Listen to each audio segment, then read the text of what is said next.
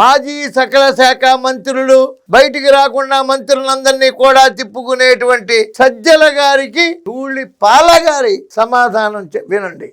నేను చెప్పాల్సిన ఆ సంఘం టీడీపీ సీనియర్ నాయకుడు ఆయన ధూళిపాల నరేంద్ర గారిది. ఆ దానికి సంబంధించి చూస్తే ఎంత చేస్తే ఇక్కడ దాని స్టిపులేషన్ వచ్చి 1 lakh లీటర్స్ ఉన్నట్టుంది. 3 కేటగిరీస్ పెట్టేట్టుంది.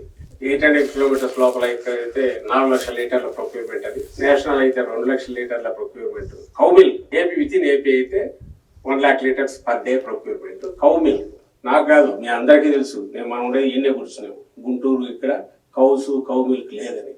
మరి వాళ్ళు ప్రొక్యూర్మెంట్ డైలీ 1 lakh లీటర్స్ ఎక్కడి నుంచి చేస్తున్నారు తెలియదు. ఆవులే లేని చోట, పెద్దగా లేని చోట ఆవు పాలు ఎలా దొరుకుతున్నాయో కూడా తెలియట్లా.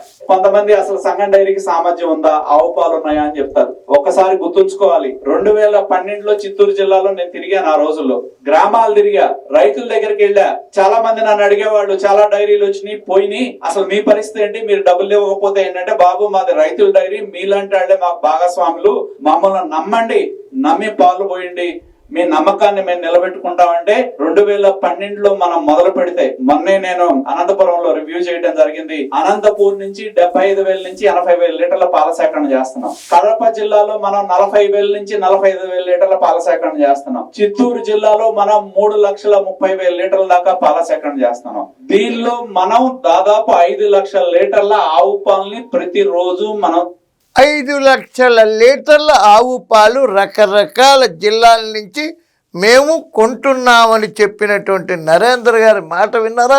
సజ్జల గారు అసలు ఆవు పాలే లేని చోట, ఆవు నెయ్యే లేని చోట నుంచి తిరుపతికి నెయ్యి సప్లై చేసిన మీరేంటండి మా నరేంద్ర గారి గురించి మాట్లాడేది?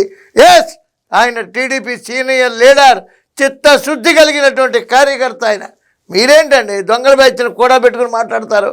సజ్జల గారు చదువుకున్నారు, సంస్కారం నేర్చుకోండి. మీరు పెద్ద జర్నలిస్ట్ కదా, కాస్త సంస్కారవంతంగా మాట్లాడితే మేమందరం ఆనందిస్తాం. Please subscribe to Leo News for more videos.